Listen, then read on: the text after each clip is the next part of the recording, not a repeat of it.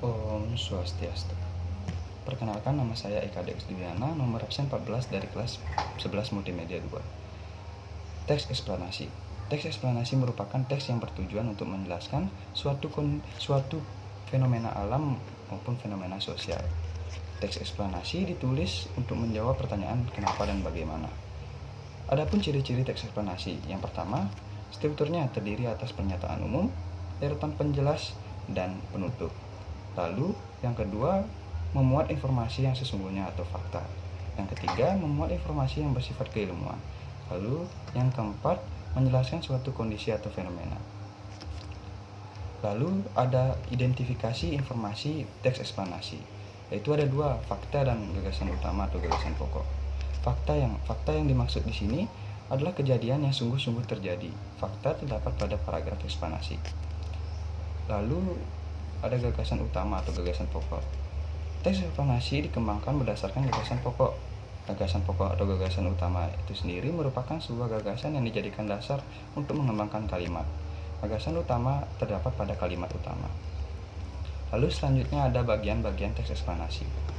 Teks eksplanasi diawali dengan pendahuluan yang berisi pernyataan umum. Lalu, pernyataan umum kemudian diperjelas dengan berbagai deretan penjelas.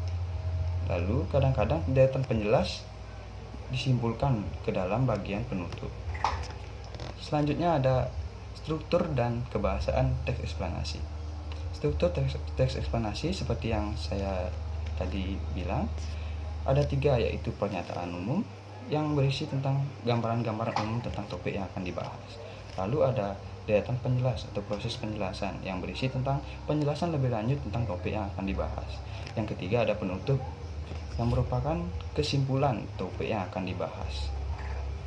Lalu kebahasaan teks eksplanasi. Kebahasaan teks eksplanasi yaitu ada istilah, keterangan waktu, dan konjungsi antar kalimat.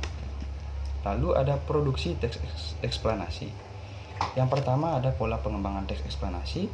Lalu yang kedua ada langkah-langkah penulisan teks eksplanasi dan penyuntingan teks eksplanasi. Kita bahas dari yang pertama, yaitu pola pengembangan teks eksplanasi. Pola pengembangan teks eksplanasi ada dua, yaitu pola pengembangan proses dan pola pengembangan sebab akibat.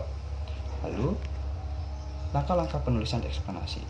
Langkah-langkahnya yang pertama, menentukan tema. Yang kedua, menentukan tujuan.